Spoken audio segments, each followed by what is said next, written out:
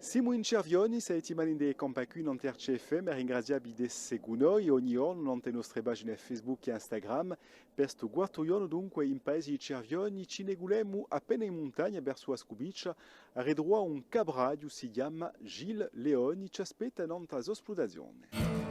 RCFM e Compacui. Qui siamo all'Arturo di Cervioni, e sopra Cervioni c'è un mare vicino, un luogo si chiama Ascubiccia, a Maone e Ascubiccia, c'è la cappella in faccia qui, e siamo a 750 metri, poco preso. A sul mistero l'ho sempre avuto appresso un mogore, per via che ho visto i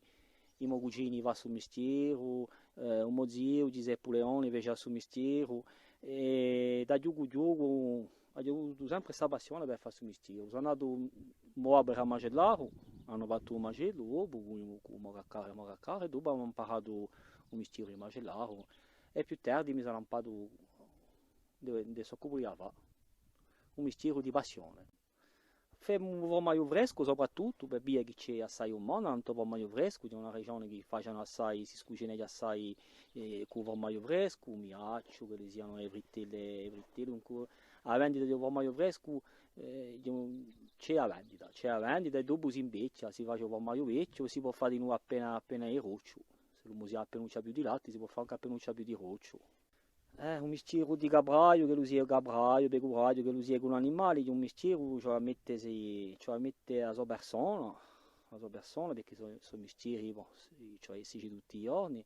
ma soprattutto penso che è un mistero di passione, e è un bello mistero. L'epica oggi è il più bello mistero del mondo, è quello che si fa con il cuore, che lo sia per quello che fa un muratore, che lo sia per quello che fa o banatero, se lo fa con il cuore e con la passione, sono i più belli misteri di quello che si fa con la passione e con il cuore. Allora, oggi è un mistero da bene, perché c'è assai giovani, assai idee, e noi rincontro assai idee che vogliono fare questo mistero, e penso che è un bel, con i mesi che lui c'è oggi ci sono le macchine a moglie, ci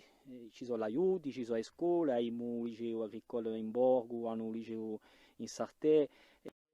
e questo è un bel per la gioventù che le veghe non so che le mestiere, hanno tempo di imparare, si va in 3 o 4 anni, dunque hanno tempo di riflettere, si possono mica lampare così, dove io da l'indomani a fare pastore. È un bel, ci sono i mesi per lavorare, e penso che la gioventù che la vuole fare, cioè dargli la forza, cioè dargli la speranza, che è un bello mistero.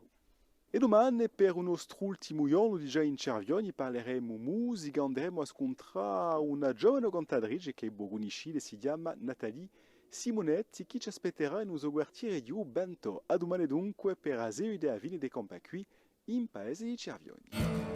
RCFM e Compacui.